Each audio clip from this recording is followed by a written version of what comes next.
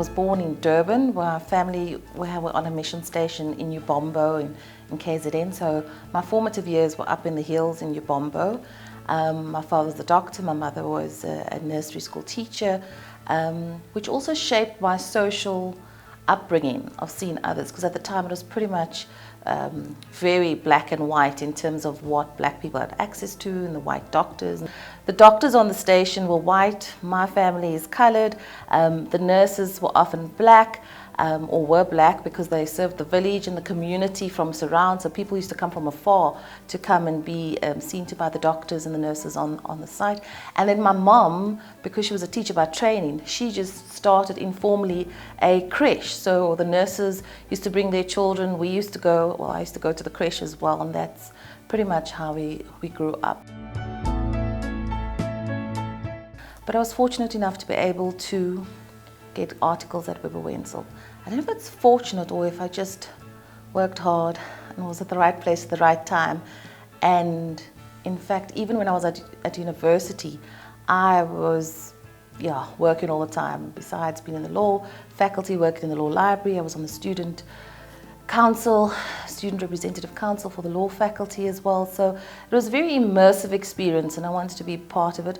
It was also a very difficult time and also exciting time in South Africa's history because we were just coming into democracy.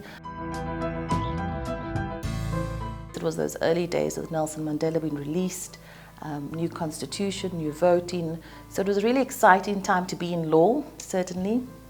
And then moving to Johannesburg to do my articles. That was quite an interesting experience because I was out of the comforts of the home environment in Cape Town and now in the big city of Johannesburg.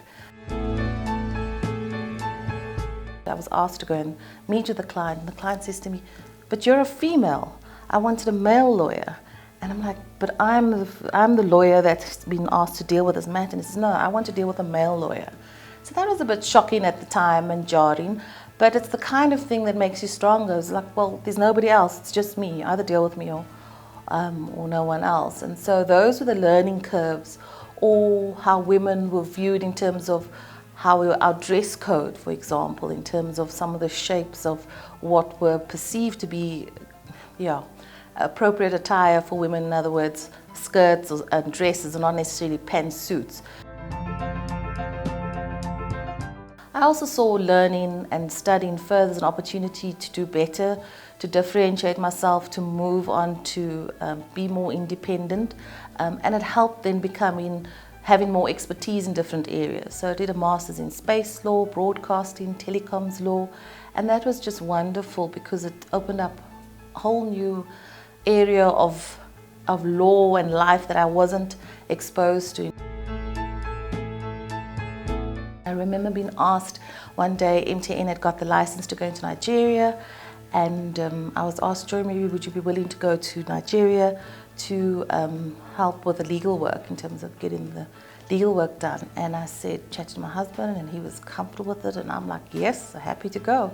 And there I was curious, and off I went on a plane into the middle of Nigeria, and this is in the early 2000s.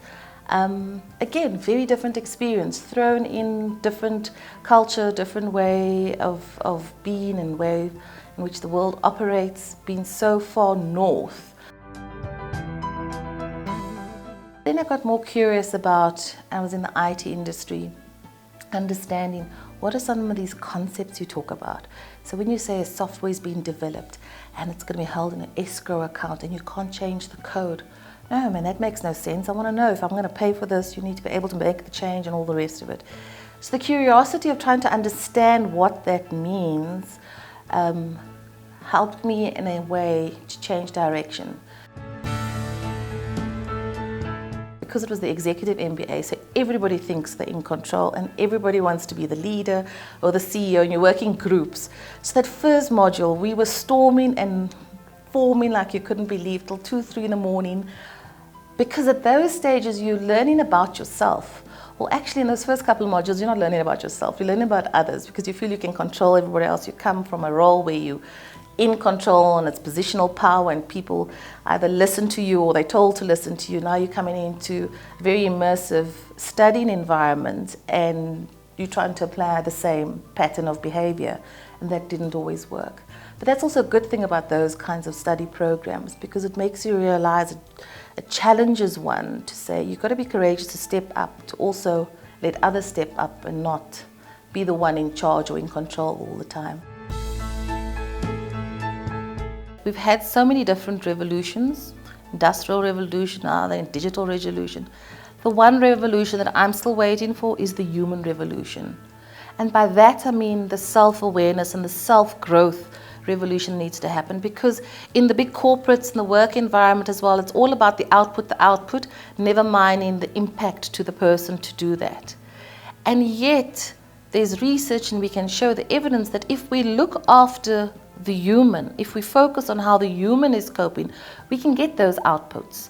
We can get the impact that we require as well, because we bring in a whole human being. And by whole human being, I'm talking about your mind, your body, your soul, and even the shadows, those parts of ourselves that we're uncomfortable about, or we're not even aware of when we bring into the meetings, into the work environment as well. So absolutely, I think companies can achieve more profits, can do better in our environment to sustain our environment and the world in which we live in, and at the end of the day have better people if we also pay attention to looking at our humanity. What motivates me is being curious and pushing so we can help others to step up. So I'm motivated by helping others, connecting them, asking difficult questions, being curious about why is this like this? Why isn't this like that?